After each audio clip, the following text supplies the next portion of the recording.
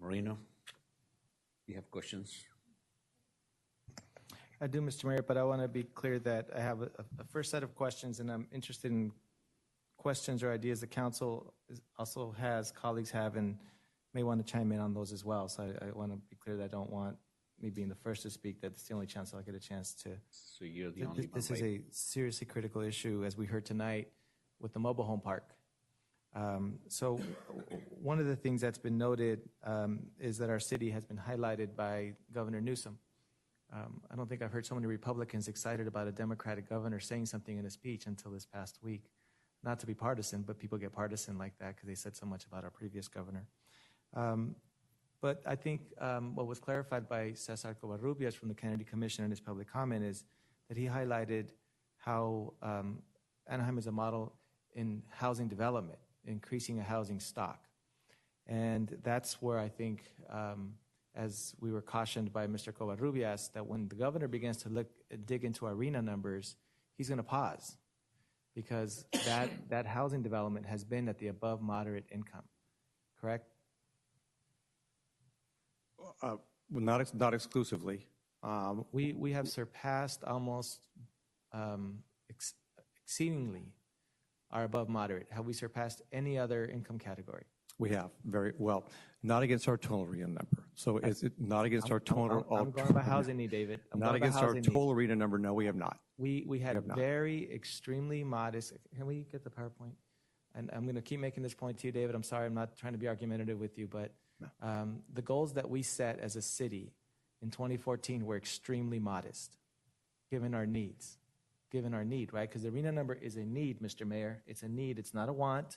It's not a maybe, you may or may not. It's a need through accepted metrics of SCAG that then the governor used to sue Huntington Beach, right? It was off the SCAG numbers based on the needs. Right, John? Correct. Well, just for clarification, though, I think the lawsuit against the city of Huntington Beach was in large measure a reflection of the fact that they were not taking appropriate actions to zone properties that could sufficiently meet their RENA obligation. To meet the RENA obligations. Correct. Right? Now we in fairness, let's go to what we as a city said, that how much we're going to build to meet our need, right? So if we can go a little bit further up, that's our need. Our need is 5,702 units. That's the left further column, Mr. Mayor. And we have a need of 1,256 very low-income units. We have a need of 907. This is based on our housing element, which we reapproved this evening, correct, moving forward. We have a housing need at the moderate income level of 1,038, and we have a need of above moderate income 2,500 units, Mr. Mayor. The number after that, the column, is what we as a city said would be our objective. Correct? That's what we submitted in our housing element. True. For whatever reason, the state approved. Okay. Yes. Correct? I wanted to make that point. Thank you for making it for me. The state did approve those numbers. So we said that while we have a need of 1,256 very low-income housing units, over the next 8 years, we feel we can get 83. And we said on above moderate income, while we have a need of 2,500, what some people call the missing middle, we said we can get 3,872. We were quite optimistic at that point. Moving forward, what we ended up doing in terms of permits issued in the first 5 years of the plan is, while our goal was 83, we exceeded our goal. Maybe that's where the governor's going to be like, good job, Anaheim. You built 98 units for very low-income people in your city. The average median household income in Anaheim is $54,000.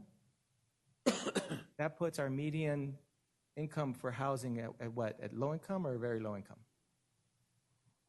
Go ahead. Go for it. So, Councilmember, are you wanting us to confirm what the median household income is in the city of Anaheim? It's Orange County. 92 for a family of four. It's 92,700. No, our current median household income in Anaheim. Oh, I'm sure. I think I have that here. You have the chart. I think we just got it in our Beacon Economics report. I believe it's mid-50s at most. I believe you're right. I think it is in the mid-50s, but I don't have that number in front of me. So in District 3, It's $65,000 as updated by the American Community Survey. so in District 3, and I believe in the flatlands, not the hills, because the hills brings it up, that's what they do when you look at these averages and medians, is in District 3, it's $52,000 a year, I believe, is our median household income, which puts us at that low income to very low income. So we've built out 98 units for very low income people. Given that we're a service sector economy, that's where our greatest need would be, it would seem. We built 115 units, even though we had a goal of 367, we built 115 units for low income folks, and we built 55, exceeding our quantified goals of 36, although we need 1,000. But we built 6,000, or permitted, I should say, 6,200 units at the above moderate income, which I think is just about where tonight's project that was approved by council is. It's right there in between the moderate income to above moderate income, because I believe that the developer said it's for income households of about $110,000, $115,000, and that's right at that above moderate income. So this is both rental and purchase, correct? Are we in the numbers? Total units. Right. So Mr. Mayor, we have a desperate need to begin to really focus in on building housing for low-income to very low-income folks. So the actions by the council last August were around affordable housing policy so that we could begin to require it. And I know that folks are not I have a visceral reaction to mandates, but this is a mandate. This will become a mandate based on the housing bills. We're going to be held accountable to these numbers, correct? It's increasingly becoming the state's desire to hold communities accountable to their numbers. Now, I will tell you, we're certainly not alone in, and we have incredibly high numbers, in large measure because of some of the zoning activities in the Platinum Triangle and what we did to facilitate housing development in the city of Anaheim, which I'm sure is in part why the governor recognized our efforts. But yeah, the state's thinking at the moment is we're going to start to hold cities more accountable to achieving their RHNA numbers. If they don't, we're going to ask them to roll it forward. To their credit, hoping, again, maybe some light at the end of the tunnel, we've got state measures now that are going to hopefully give us more funding to make it a little bit easier for us to facilitate affordable housing, because we know affordable housing is expensive to provide. So at some point, I keep hearing that the reason we were so successful back in the day was because of redevelopment. So we haven't had redevelopment. It's only so long we can keep saying the same reason over and over. The fact is we have to suck it up, right? And we don't have the money. It may come back, we don't know. But the fact is we haven't kept up with our need. While we've doubled down on promoting jobs in the tourism industry and subsidizing hotels to bring more jobs in the tourism industry. So there is in the staff report, Mr. Mayor, something that was pointed out by staff that certainly brings an alarm to me. For folks who are concerned about local control. And that is, if you don't control what you need to be doing locally, somebody's going to do it for you, because this is a statewide need. In the staff report, it says one of the bills that was an administrative bill passed in 2018 that became effective January 1, 2019, is Senate Bill 1333, which requires that charter cities follow the same planning and zoning provisions of state law as general law cities regarding general plans, specific plans, and the adoption of housing elements. This bill, in essence, requires the city to ensure that its zoning, specific plans, and development agreements are consistent with its housing element, which is the case for Anaheim. This is our housing element, correct? What we're saying in our housing element is our need. So we need to do something quick, Mr. Mayor, because the law now says that we have to set up our planning, our zoning, and our plans to meet these needs that we've approved over and over as a council. So when it comes to rent, if we can go to the first slide, I have a series of questions because we could debate this philosophically, ideologically, but then you go to an apartment complex, as I've done over the last 2 years, multiple apartment complexes. There's averages of 3% that you cited in the report. But then there's what I've been hearing anecdotally, and I don't know what the answer is for us as a city, other than there's nothing we can do. So I just want to verify these answers. Does the city currently have any way to protect residents from rent increases or gouging? when an apartment complex property, the owner says, we're going to raise rents $400 in 90 days. Is there anything the city can do from keeping that rent increase from happening? Not if you're referring to private market units for which there's no housing choice voucher or any other relationship between the city and the tenant, no. Other than there are state and federal laws about fair housing practices. So if any of those increases or gouging were a result of retaliation or other things that would be illegal under federal state law, yes. But I believe the essence of your question is, do we have an ordinance or any that generally controls rent and rent increases? And the answer is no. No. So when residents came tonight saying that their rents are being increased 44% at a mobile home park, is there anything we as a city council can do? On the rent increase issue? Not specifically. We do fund the Fair Housing Foundation through CDBG, and we do ask for them to intercede on behalf of the tenants. In this case, it is voluntary. They are attempting to speak with the owner and see if the owner will, through some means, limit the amount that he's going or phase it in. We are aware that they are offering some type of a reduction in the amount of $200 for some tenants who may qualify through some income program that they are offering. However, these are all voluntary measures, and we do intend to intercede from that measure, but we don't have laws per se. What we do is just attempt to appeal to the owner's goodwill. So no, the city council can do nothing to prevent a 44% rent increase in our city. There's nothing we can do. Other than call them their good gracious to be sympathetic and reasonable. Does the city have any way to protect residents from the negative impacts of gentrification? So when we began to do developments like we did here in the packing house, and I have it in a later slide, but the rents in the colony are as high as those in the Planwood Triangle, and some might argue because we've had a boom here in the downtown thanks to planning and development and the lab coming in with the packing house and making it a very popular place to live. So rents have gone up. That's what people call gentrification. So is there any way that the city can protect residents from the negative impacts of gentrification? Negative for me meaning from keeping rents from skyrocketing because now it's a more popular place to live. Is there anything we can do to protect residents in that instance? We don't have an ordinance to that effect. No, we do not.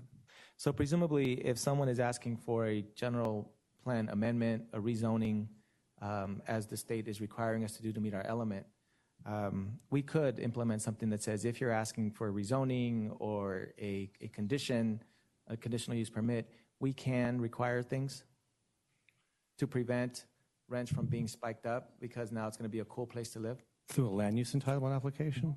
Not to my knowledge, no, we couldn't do that. And Councilor Moreno, you and I have had a number of honest and fair conversations about this issue, and I think there may be different definitions of the word gentrification. So there's no question we've added a lot of housing units, for example, in and around the center city area.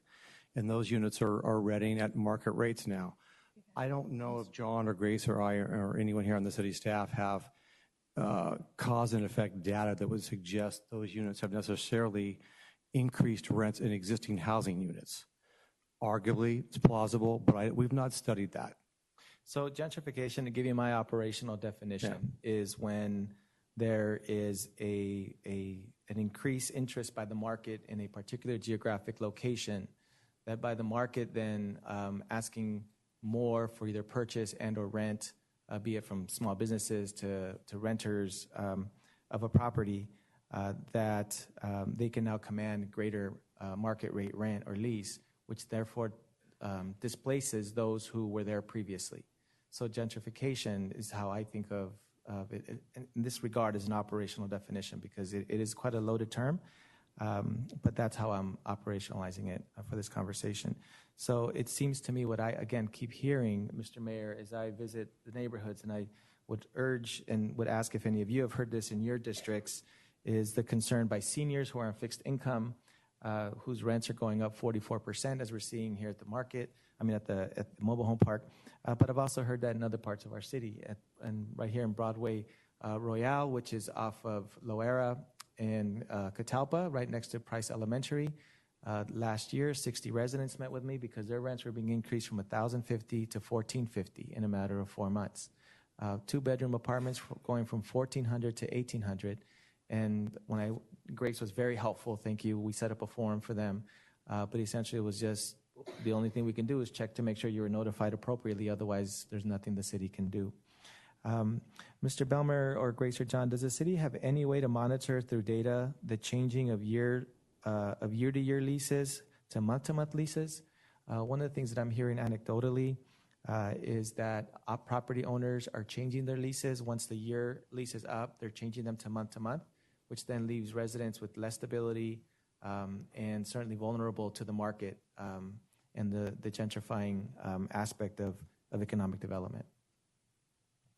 We do not keep the data in relationship to a year-long. We do know for our Section 8 program, you're required to have a year-long lease. That's a federal mandate of the program. But on the private market, it really is a year-long versus month-to-month is really a factor of the private landlord's decision. I don't even think the Fair Housing Foundation, who we would go to for this type of data, I don't think this is something that they track either.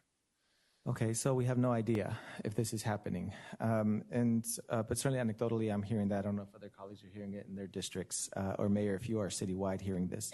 And then lastly, you mentioned the voucher program, and this came to my mind when we were celebrating the 10 years of the Diamond. I think the mayor was there. I think Councilwoman Crean, Mayor Pro Tem Crean was there. Mayor turned lobbyist Pringle was there because he was mayor during the time. And it was noted how critical that development was. It's 30 units. And what I heard consistently from the residents, from Jamboree, from folks who were there, is that folks were able to stabilize their lives because the rents were stable, because it's permanent supportive housing, it's through housing vouchers. So allowing their rents to be stable for these couple of years for them allows them to get back on their feet and then move on to their lives. So clearly stabilizing rents, we know through the voucher program, has really positive outcomes and huge promise for stabilizing neighborhoods. Is that fair to say? Yes, that would be fair to say. So Mr. Mayor, I'm going to stop there because these are some questions that I have for staff, because I need to be able to say to residents if there is anything we can do. Do we monitor data? And do we have examples where stabilizing rents might actually help contribute to the stability of a family and within that a neighborhood? I'll stop with some questions there, Mr. Mayor, to see if other council members have questions or thoughts about this before I ask other questions. Thank you so much, Councilmember O'Neill. You have any questions? Yeah, thank you, Mr. Mayor. Thank you, staff, for the report. Included in the report was some documents from CoStar, and the CoStar report indicates Anaheim rents sit near the bottom of the metro area and is one of Orange County's most affordable areas. So sure, the rents may be rising and may be high, but it's a lot worse in most other areas in Orange County, and it's certainly not an issue that is exclusive to Anaheim. Data that we've seen on market rents rising followed the economic boom, and that things are due to taper off over the next year. Anaheim has really done more than any other community in Orange County to bring more housing to the market, and we know that there's a link between affordability and housing supply. We have an affordable housing policy that works. It's in place, and I think that what we need to do is build on that and ensure that we also have an attainable housing policy at all supply levels, from permanent supportive housing to low-income housing to workforce housing and attainable for-sale housing, so young families can achieve the American dream of home ownership. And at the same time, we ought to be looking at ways to improve our existing supply of aging housing stock. And I think that the way to do this and accomplish these goals is based on market-based approaches, incentives, voluntary programs, leveraging community development funds, opportunity zones, and the new Orange County Housing Trust is going to be a big player in this as well, and not through mandated government rent control measures that always prove contrary to the intent. Additionally, we need to take a holistic approach about this too and consider workforce development. We need to ensure that we continue to enact policies that bring more jobs to the market that pay well and have upward mobility so that our workers can increase their income and achieve greater access to affordability of housing. And so, Mr. Mayor, at this juncture, I would like to make the motion that we assemble a working group that would consist of myself, Councilmember Kring, perhaps, given her experience this many years on the council, and Councilmember Fessel, who has a lot of development going on in District 5, would be an appropriate working group or task force to come up and develop a comprehensive plan for housing affordability at all levels, and then report back at a later date with recommendations to staff on how to implement it. Thank you. I think that's a great idea. And that's a motion by Member, seconded by Mayor Pro Tem Kring at this Thank time. You, Councilmember Moreno. David, Grace, John, is it fair to say that our current affordable housing and rental policies in Anaheim are market-based? I think so, yeah. Certainly, you know, that back in August, the council adopted a resolution encouraging a dialogue with developers in the city at the earliest possible time to explore methods by which more affordable housing units can be included in privately initiated developments. We're just starting to test that.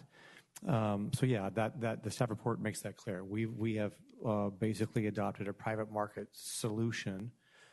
Supply and demand, the more housing we build, the more we're creating supply, which will put downward pressure on rental prices and purchase prices, with the exception of what we do through our community development department. Okay. Which- So even before August, we've used a market-based approach to our housing policy in Anaheim. Is that fair to say? Yes. Right. Historically, we've never intervened in the market outside of the vouchers, which are within our own properties. We're not intervening in the market there. That's our own properties. But we've not, as a city, ever intervened in the housing market. Not through an inclusionary policy, not through any rent control practices or policies, no. So, Mr. O'Neill, you don't need a task force to study to do what you already are favoring, is a market approach. And I think it takes something kind of special, colleagues, that on 2 agenda items that I've been studying, working with staff on diligently, openly, transparently, that you hijack them. Something special, Mr. O'Neill. Something special. So Mr. O'Neill, we've used the market approach. We've gone with your philosophy for decades in this city. Can you put up the numbers again for Rena? Let's see how the market did for us in terms of our housing need over the past 5 years. Mr. O'Neill, please explain to me how the market's helping us on this. I'd like to hear your response, and I would like to then share some thoughts about it, because obviously that's the task force you've set up. Because Mr. Fessel believes in the market. That's how he voted last time. He said he wants the market to take care of this. We know that the mayor is fully market-driven. So please explain to us how the market is meeting our need for the low-income to very low-income families. At this time, I have a direct question, Mr. Mayor. I understand that, but there are other council members that too are. Well, I don't want to concede my time. Then I'll give him time to think about it. I understand. They will all have the time to talk. At this time, Councilmember Barnes have the table to do that. Okay, so Mr. Mayor, well, then I don't want to concede my time. It's just that I want to be in a dialogue here. I don't want to just push the button, talk. I want to be in conversation. Because I'm trying to figure this out, colleagues. I really am, because when you have folks who are coming to our city council regularly saying, please help us on this rent issue, and all we say is the market will take care of you, they're telling us the market's not taking care of us. That's what they're telling us. And we have a tested approach, which is vouchers of stabilizing rents through government intervention, our tax dollars, right? So if we could, so you can see the numbers there again. The market has taken care of the people that can afford an increased market for housing. 6,200 units that we've built. We're way over our RENA numbers on that. Our need is at the lower level. And we approved another development, again, that doesn't help us there today, which means less and less land. The other piece is, while rents may be maybe stabilizing somewhat, it still doesn't make the current rents affordable for folks. They're still struggling to pay the current rents because they're still trying to catch up to where they were before, which is why we have doubled up housing in many of our apartments, and that's why the residents came today. They're in overcrowded housing. That implicates a lot of things in our city. If you're worried about the market, you should be worried about our tax dollars, because then we have to make up for what the market can't do, which means increased public safety concerns in crowded housing, increased infrastructure, demands by folks who are using our pipes in ways that they're not supposed to, because so many people in one area. And Mayor Pro Tem, we met with Assemblymember Tom Daly's office, with Sharon Kirk Silva, and then Senator Josh Newman, and I've asked them all again, although Senator Newman's not there anymore. That accessory dwelling unit, the Anaheim Neighborhood Association, which I think many of you support wholeheartedly, had a community meeting last summer, specifically about ADUs, and they were shocked to learn that if you put an ADU, the city cannot require any parking. So if you bring in 2 or 3 people into your backyard to relieve the housing issue, we can't require any parking. So it's going to overcrowd the neighborhoods that much more with parking. Is that correct, Mr. Belmer? There are limitations as to when we can require parking. It depends if they're converting an existing garage, where they're adding it, if it's attached, detached. But the ordinance that this council adopted preserved our maximum local control where parking was concerned. My understanding is that the state law says that if you are within half a mile of transit, you are exempt from any local regulations around parking. That's generally correct. And there are bills now being introduced to further erode, honestly, the city's ability to require parking for accessory dwelling units. That's a local control question, Mr. O'Neill, if you're paying attention to that, since you're a champion of that. Gustavo actually shared data to our realtors and to others how a color-coded map of the impact of this ADU dwelling legislation that you're championing, Mayor Pro Tem, means that the entire flatlands is exempt from any parking regulations for ADUs. Is that correct? Have that committed to memory, but if you're within a half a mile of transit district, yeah, it's pretty significant that you're not required to provide parking. Right. The only area that actually is not covered by the map, if I could recall the color code, is Anaheim Hills. Is the only area that is not exempt from parking regulations because they're not close enough to public transit, right? So this is huge for the flatlands in terms of crowding and parking and whatnot. The other piece of this that I want to note around this rentals is how it contributes to homelessness. If we can go to that chart. So this is from the United Way study that a lot of us champion. On this dais, we actually have United Way Homelessness 101. We've had them present at our community meetings for housing, which have been very helpful. And this is considered the seminal study of homelessness and its contributories here in our county. And according to the data collected by UCI researchers, by the United Way and Jamboree Housing, one of our affordable housing developers who funded it, is basically, if you look to the left, Mr. Mayor, the black bars are the total. This is by gender, so I'll just point to the total.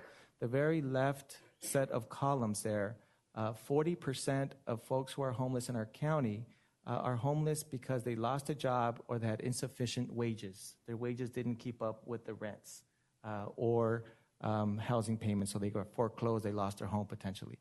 The next bar up says 36% of folks reported being homeless because of high rents, having been evicted or foreclosed, which means that 3 out of 4, according to this data, very sound study, 3 out of 4 people in the condition of homelessness are homeless because of insufficient wages and or high rents or evictions.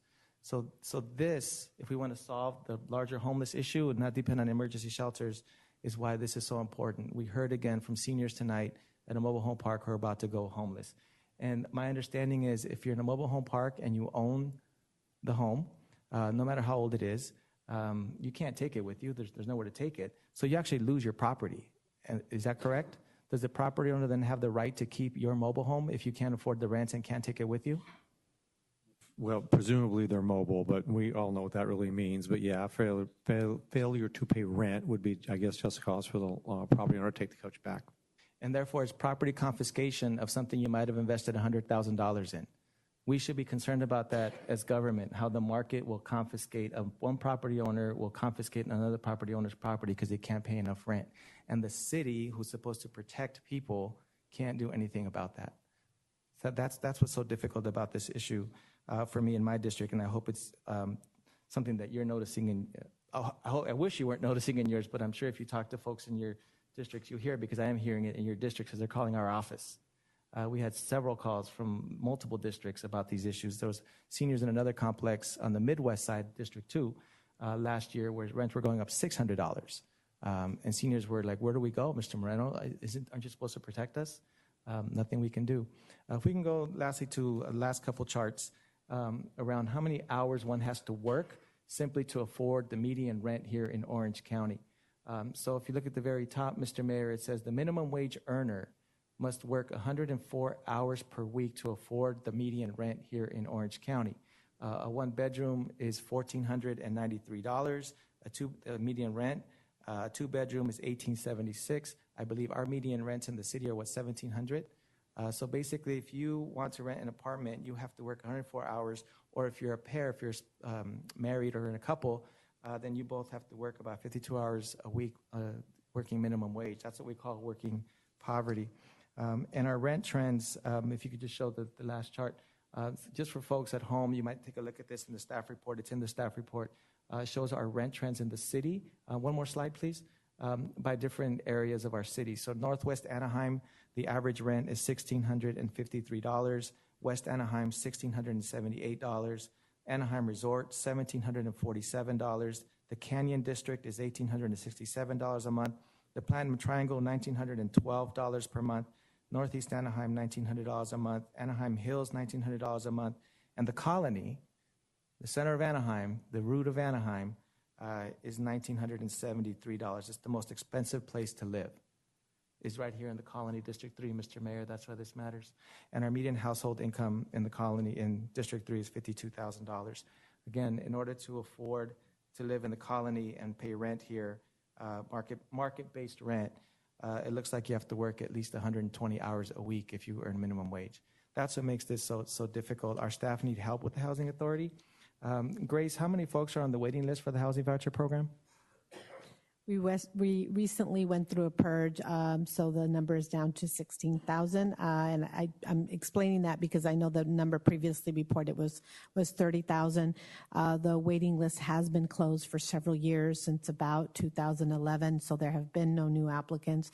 And because we are in the process of trying to call more people, we've reached out to a number of people that people don't necessarily make it a priority to tell us when they move. So a number of those addresses has become stale, so the number is currently sitting at 16,000. 16,000 people are on a waiting list to be able to have stabilized rent, to stabilize their lives. That's households, so those are not individuals. 6,000 households, thank you. So 16,000 households waiting to get into our voucher program because we don't get enough money from the federal government, a program we know is specifically effective, proven to be effective in stabilizing communities. And this is a life or death situation, colleagues. It really is. If you cannot afford your rent and you have nowhere to go and you're a senior or you're disabled, it is a life or death situation, which is why we have, again, the contributories to homelessness. So Mr. O'Neill made a motion to establish a task force. I think that our residents need something more urgent. And since you've chosen to not engage in dialogue with me outside of council, I'll have to then ask for your indulgence in bringing agenda item 4th. And that is 2 agenda items, council members, and I would love to have a second and a third. One is, if we can go to the slide on just cause evictions, something that I believe that in our city, Mr. Belmer, someone can be evicted without any cause. Is that our current condition in Anaheim? There's federal laws and state laws that you can't evict someone for protections afforded by federal and state law. And if that were to happen, and that would include retaliation. So I think of the and I would say it's not occasionally we have been asked by council members or others to intercede in situations where tenants feel like they've been treated unfairly, particularly in situations where there might have been conditions in the unit that were not decent, safe, and sanitary. Yeah. And there's been fear that if we were to intercede on their behalf, there would be retaliation in that regard. That is protected under federal and state law. If they report, if there's a documented report. If they report. If they don't report it, they could be evicted without any cause, correct? So if a property manager gets wind that a resident may complain to the city, they could evict them before they submit the complaint. Is that correct? I'm not sure on that, but a scenario would be if you are a tenant in good standing paying your rent and you receive an eviction notice from your landlord and you have been a long-standing tenant in good standing, I think it would be a fair question if you attempt to say, what is the reason for my eviction? If none is provided, I would be surprised if that tenant would not seek recourse from the Fair Housing Council or Commission. And how often does that happen that they get recourse from the Fair Housing Commission? And is it legal for someone to simply evict someone without cause?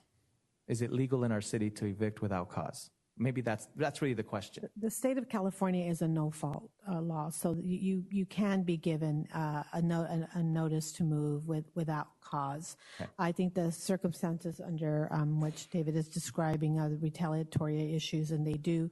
The Fair Housing Council does keep those types of reports. We don't have them with us tonight, so if you wanted further, we could tell you what they've given to us. But I think in general, in your general question, the state of California is a no-fault state.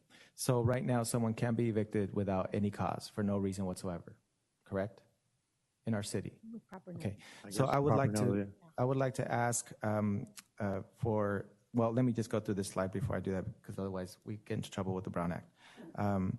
So a just cause eviction, my understanding per the staff report, just to highlight this, simply means that a local municipality, local control, can choose to say, in the interest of residents, because when people get evicted without cause, it creates instability, it contributes to homelessness.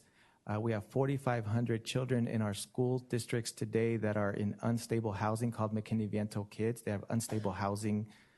They may be homeless in a car or on a sofa or just couch surfing, I guess they call it. So just cause evictions basically means that you could only be removed, right, or evicted if you don't pay rent, if there's a cause, right, and it's a just cause. Failure to pay rent, you breach the lease, including subleasing or substantially violating the rental agreement over and over. You illegally sublet. The owner or an immediate family member seeks to use the unit as their primary residence. The owner now wants to use it so they could move you out. Substantial repairs or renovations, that is, it's uninhabitable. Permanent withdrawal from the rental market, they now want to sell it. So there's plenty of protections there for the property owner, but right now our current law doesn't protect the renter at all. So I'd like to agendize for either our next meeting or the following meeting, and I could be patient with this, although our renters are right now struggling through this, is to bring forth for council a proposal for a just cause eviction law in our city. Can I get a second and a third? Point of order, Mr. Mayor, please.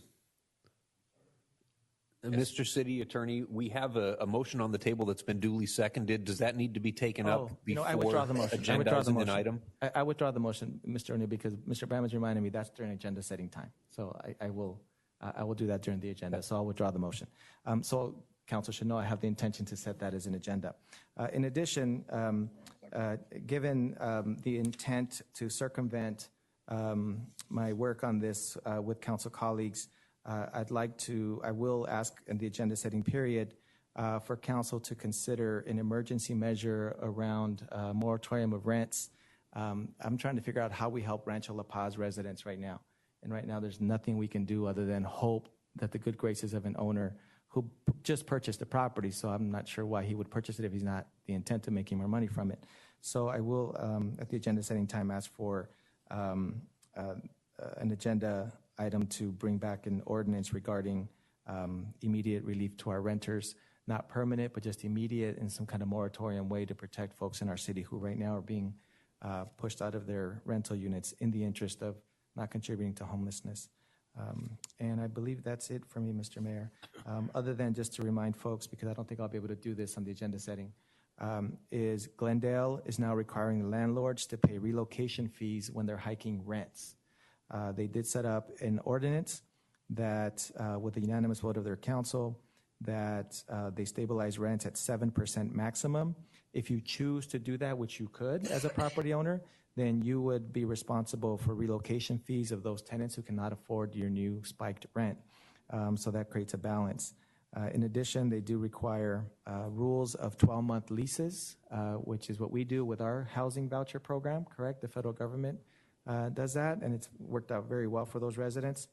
Hayward, the city of Hayward, curbed evictions with just cause, with a just cause ordinance as well, and is also looking at ways to provide immediate relief for their renters. And then, of course, we know about Inglewood. Inglewood, because what we're seeing here, I believe, they intervened in a 45-day, I believe, emergency moratorium on rents, just so they can put their hands and their ideas and staff around how to figure out how to protect residents from becoming homeless. So I'll bring those agenda items during agenda setting time. Thank you, Council Member Barnes. Thank you, Mr. Mayor. I'm involved in the Orange County Senior Citizen Advisory Council, and I'm also on the Housing and Transportation Committee. And we have been talking about rent and people, especially seniors in mobile homes, and I see Vicki here. And I'm going to be joining with her in doing a presentation to the Orange County Senior Citizen Advisory Council. But I want to make sure that we use all the resources on the council that we have, because some of us are assigned to different organizations or programs, and I think it's best that we collaborate together than, just kind of, you're doing this, you're doing that, but we really have bigger resources than we know of. So if I can throw out, I would like to be on a task force, but it would be mostly for senior citizens, and it would definitely be for mobile homes. I have 3 to 5 mobile home parks just right off of Beach Boulevard, and that's well over 750 seniors that would be impacted with this.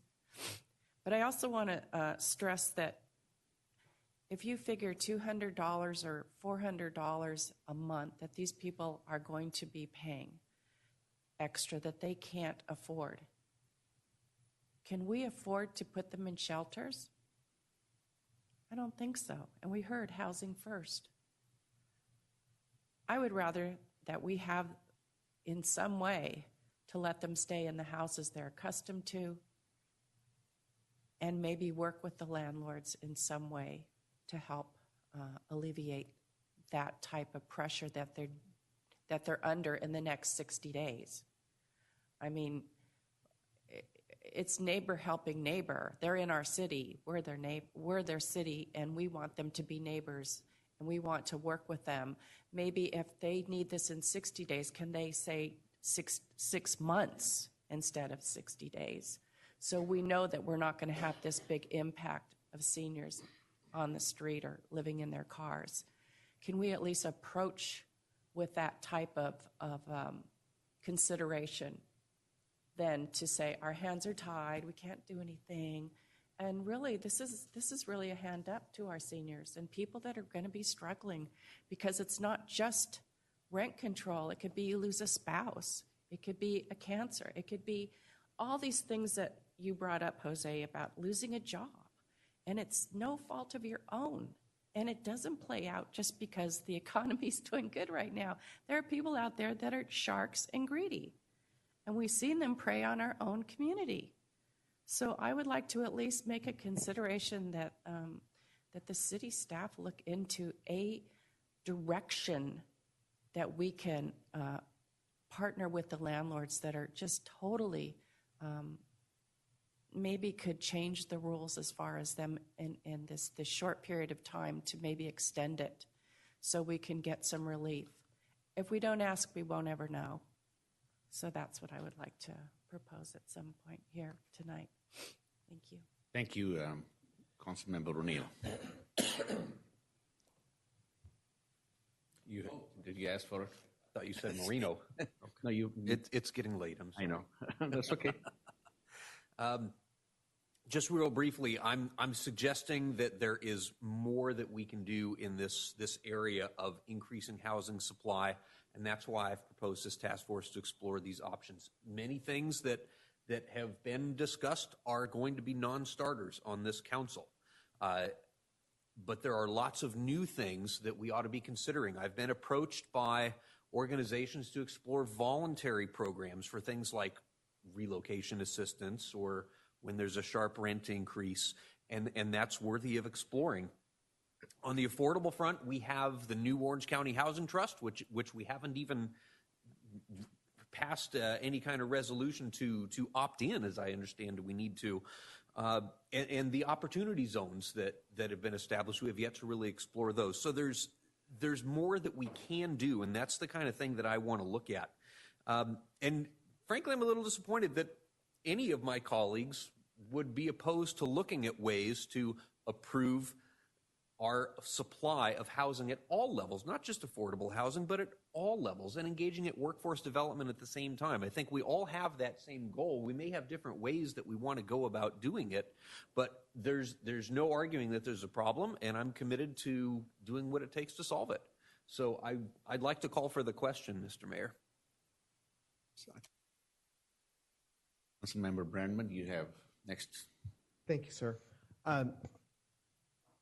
Completely agree with you, Mr. O'Neill, on a task force. And I believe we should explore everything. As you said, the broad spectrum. But I also think that includes ensuring from an institutional standpoint that this subcommittee, which is going to operate in a meeting room, much like the subcommittee that we just did on boards and commissions, be philosophically diverse. And, there's no doubting what the philosophical perspective is of this council from a partisan lens. And then there's the two of us. And I think it behooves, as the mayor has done with myself on the community workforce agreement ad hoc, I don't think there should be any problem with making sure that there's a minority philosophical perspective on this subcommittee, this ad hoc committee that you desire to set up. I think it's a wonderful idea, and I would hope that you would consider revising it to have the third member be Councilmember Moreno. I mean, if there are 2-to-1 votes on what comes back, well, okay, then there are 2-to-1 votes.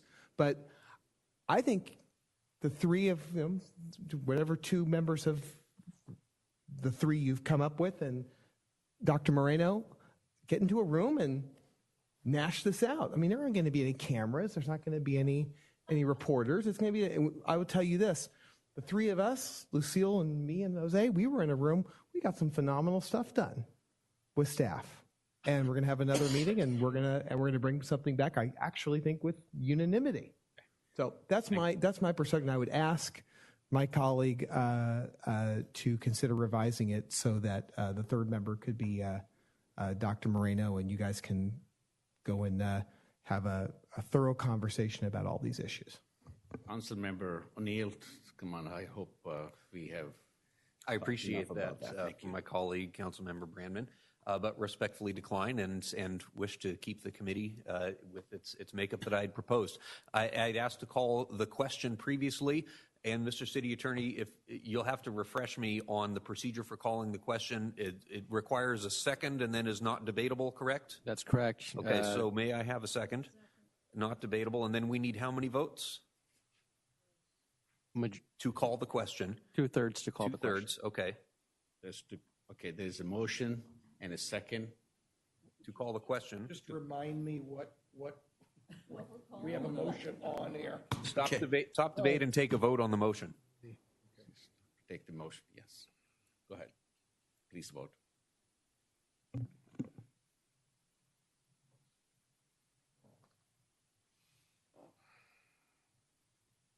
The vote is 5 ayes, 2 nays. Nays, Councilman Brandman and Councilman Moreno. Motion carries. Thank you. Now we Now- work on the. Now a The motion underlying on, motion. now is for the motion regarding the working group. That was to Yes. call the question. So now is the motion to have the working group. Please vote.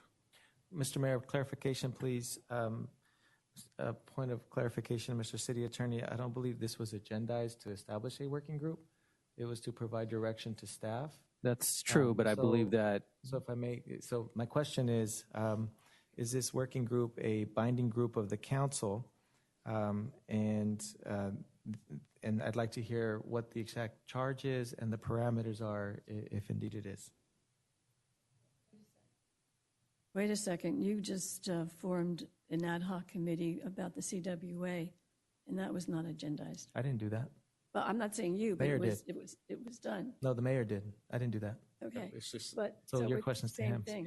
it's the same thing. A council can have the working group, and if he can ask two other members, And if the majority, there's a motion on that to have a working group, and I believe this is up front. Maybe city attorney can give a little bit more detail if it is the right thing Well, to do. assuming that this is a group that's less than a quorum, with the number of 3 would be, it serves as a limited single purpose. It's not perpetual and dissolves once its task is completed, then it would be considered what's called Yes. informally as an ad hoc committee and therefore not subject to the Brown Act. Is that your question?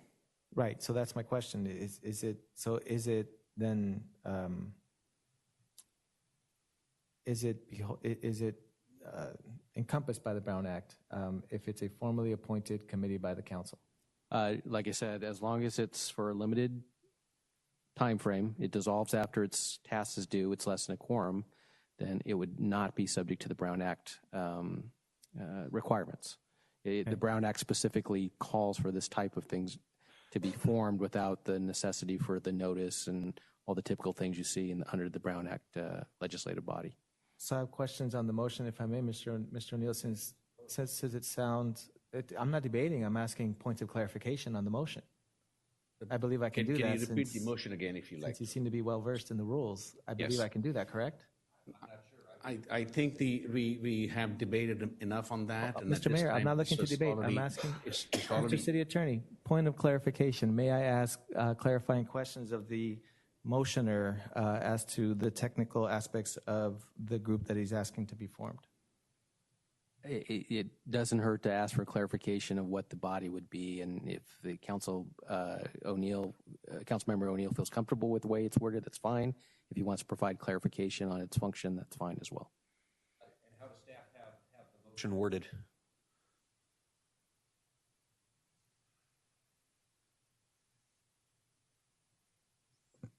Currently, we're showing a working group comprising of Councilmember O'Neill, Mayor Pro Tem Kring, and Councilmember Fessel. With any notes as what that task force is charged to do?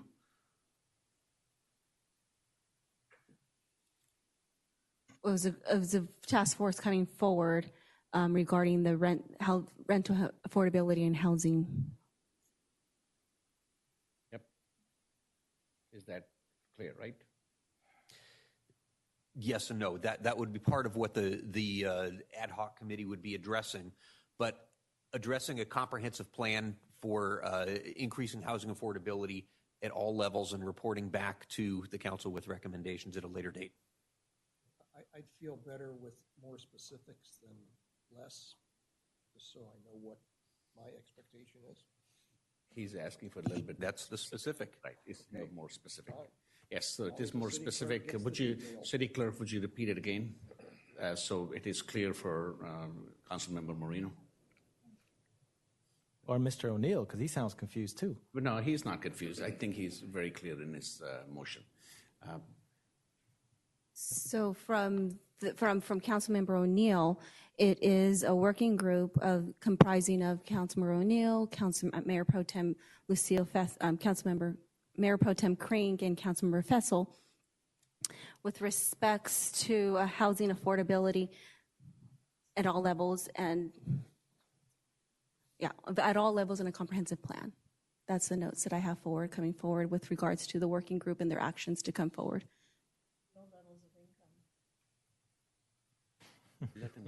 To develop a comprehensive plan to address housing affordability at all levels and report back to the council with recommendations.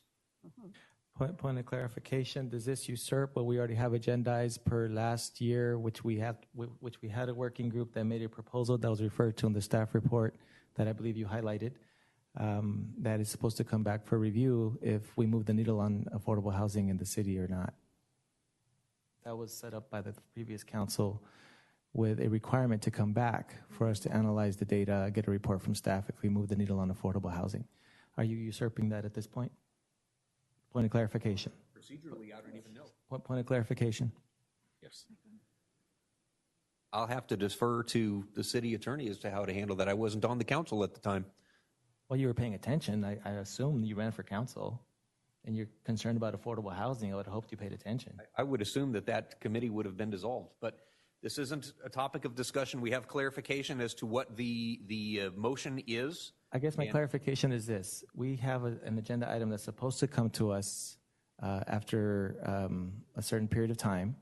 And Mr. Fessel actually agreed to this. I think that's what got you to, Yes, he to did. vote for the item, no, back in the previous council, to bring back, because it was a proposal to look at different options of affordable housing, which included inclusionary housing, which I proposed, and as a policy, the council was not comfortable and said we want to try the market approach through market incentives and expediting processes. And Mr. Belmer said that he felt comfortable that it would move the needle, but just not how much. So council agreed that that should come back for a full report on whether we move the needle on affordable housing. So what I want to be clear on, Mr. City Attorney, is does this motion usurp or prevent staff from coming back with that report as an agenda item? I can't help on that question. I mean, that's a separate issue. It's not before this council. The staff, perhaps, who's working on that might be able to suggest how those two issues dovetail, but it's not really something that I can say today usurps or supersedes a prior action taken by the council. I'm sorry.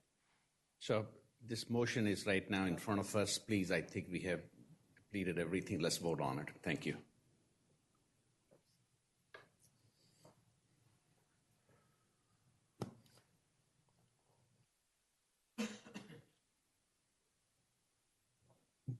The vote is 5 ayes, 2 nays. Nays, Councilmember Brandman and Councilmember Moreno. Motion carries.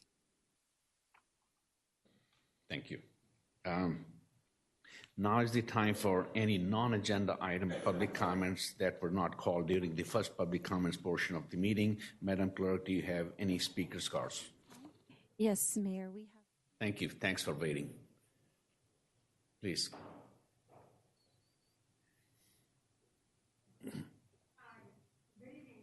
Oh, I'm sorry. 1 second. We'll get you the mic. We can get the, this mic is not working. Hear me? Yes, go ahead, keep the mic working. Good evening, Mayor and City Council members. My name is Mary Jo Baratich, and I'm actually going to be speaking about some of the rent information. I didn't know what was on the agenda until I arrived. I was requested to come here. I'm the Golden State Manufacturers Homeowners League, that's GSMOL, zone vice president for this area, and the past state president for all of California. But I do work with the LA County, Orange County, and San Bernardino County mobile home park owners, and also the mobile home owners, especially the mobile home owners. I'd like to bring to your attention, and this is a recent thing that happened, about a serious issue that happened in one of your senior communities, Rancho La Paz Mobile Home Park. People spoke about that this evening. This was recently purchased by the investor, John Saunders. An unexpected, drastic 44% increase of $297 had been announced to the homeowners in the community, which will cause many of the homeowners in this 379 space park to be homeless. These senior citizens have spent their life savings on their homes. Many have living there more than 20 years. A large number have mortgages. Combined with a drastic monthly rent increase and the separately billed utilities, these seniors on Social Security will be the losers, and only the new owners, will be the winners. Apartments in Anaheim close to their doctors and medical facilities cost over 2 times what they will be paying. The only future is living on the streets in their cars or on the streets, period. We don't need more homeless. It is time to discuss specific issues that affect Anaheim mobile home homeowners, such as vacancy control, capital improvement, pass-throughs, park inspections, and the effect of rent increases on seniors, veterans, disabled, and other low-income people. We in GSMOL, along with our corporate and other attorneys, are the experts in mobile home park living throughout the state. and rent stabilization ordinances. We have experience in other jurisdictions regarding what works and what doesn't, such as mediation, conflict resolution models, and rent adjustments. We're here to help, and our corporate attorney has drafted many rent stabilization ordinances throughout the state, including this last few years, actually. We've been going through the rent stabilization ordinance for the Los Angeles County Board of Supervisors. It'll be for the unincorporated areas of Los Angeles County. I brought it to them in 2017. We worked out it in 2018. It is in I'm sorry, your time is up. To have a moratorium for 180 days. So anyway, I'd like to help you protect these people. Another thing that is you talked about this evening, your housing element does need to be amended. Ma'am, your time. And this is one of the 3 minutes. situations that you did talk about. So I'd like to get your help in helping us with the Rancho La Paz Mobile Home Park. Thank you so much. Thank you. And at the very least, see for yourself what our residents are going through when we have folks raising rents in that way. And why this matters as I conclude to propose 2 agenda items. The residents did bring, I don't know if they brought them for everybody, but they did bring me some material as their councilman of stories. Increasingly, it is a trend of driving seniors out with exorbitant rent and then seizing their homes. This is what's happening in mobile home parks, which is why your point, Councilwoman, is especially pointed. How everyone feels about intrusions by government or laissez-faire economics and property rights. At the end of the day, we're gonna have to live with 260 seniors who don't have a place to call home. So they found an article that was written up by a lawyer / legal strategist who apparently is connected to the new owner of the park, of the mobile home park, and it's advice that says positioning your mobile home / RV park for the future. And here's the advice he gives to property owners. Here are some ideas to create a flexible business model. If you plan ahead, you can not only safeguard your investment, but also gain flexibility to deal with changed circumstances and make more money. Here are some ideas. Obtain a right of first refusal to purchase the mobile home when the tenant moves. If your park is designated as, quote, senior, consider changing the status to all age. I know this is sacrilege and counterintuitive, but consider which tenant profile is more likely to generate income that grows rather than is fixed. Senior or working family? Who is more likely to have time to lobby for rent control? Senior or working family, et cetera, et cetera. Acquire homes when they come up for sale in your park. It is much easier to close an MHP, convert it to another use, or sell it for a higher price to a developer when the park owns some or all of the units. Raise rents, exclamation points. If you keep your rents at market, the quote cap rate will generate a higher sales price with a higher net operating income. This is the advice that's being given by an attorney, legal strategist who is working with the new owner of the Rancho La Paz mobile home park. And certainly this is advice that's being given to folks who own these mobile home parks. So somebody has to protect our residents. We talk about public safety, this is that. So in that vein, council colleagues, I'd like to ask for a second and a third so that there's no, what's the word, ambiguity, although it's no loophole, Mr. O'Neill, it's not a loophole. It's exactly within the rules. You could object and just say, I object, but you chose not to. That's why it was unanimous. But tonight I'll ask for a second and a third. I'd like to bring back to council as quickly as I can put something together, be it next meeting or the following, an ordinance around just cause evictions so that renters at least get a rhyme and a reason and that there is cause to remove them. That's just good for our city overall. So we got to protect our renters and still respect property right owners. So I ask for a second or third. I'm bringing back a policy or an ordinance around just cause evictions. Please raise your hands if you're. Okay, so Councilman Brandman and Councilman Barnes, thank you so much. Just for the record, for folks to know, it doesn't mean they agree. It just means that they are open to having our council discuss it. Thank you. As an important policy matter. So I appreciate that, colleagues. Second, I would like to bring, I was not intending to do this, but unfortunately, Mr. O'Neill's motion forced this because I was trying to work collaboratively with council in a way that's deliberate and thoughtful. But given what we've heard this evening, I feel remiss if I don't at least ask that I have nothing that I can say to our residents tomorrow. What can I do as a councilman to protect them from going homeless in 2 or 3 weeks? So I would like to ask for a second or a third in developing, to bring back to council's consideration, an immediate but temporary rental spike relief ordinance or policy.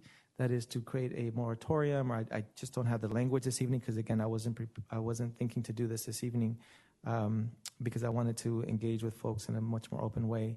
But I want to be able to say to our residents that our council is going to at least consider to protect you temporarily until we could figure out the real short, medium, and long-term solutions to this. I ask for this, colleagues, knowing that the supply matter is important. I don't dismiss the market, but it's going to take 2 or 3 years before we get enough supply. And these folks need relief right now, or at least some protections.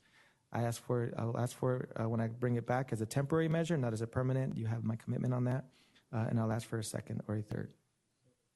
Thank you, Councilman Brandman, Councilwoman Barnes. Again, it doesn't mean you're going to support it. It just means that you are very interested in hearing it as a policy matter that matters to our residents.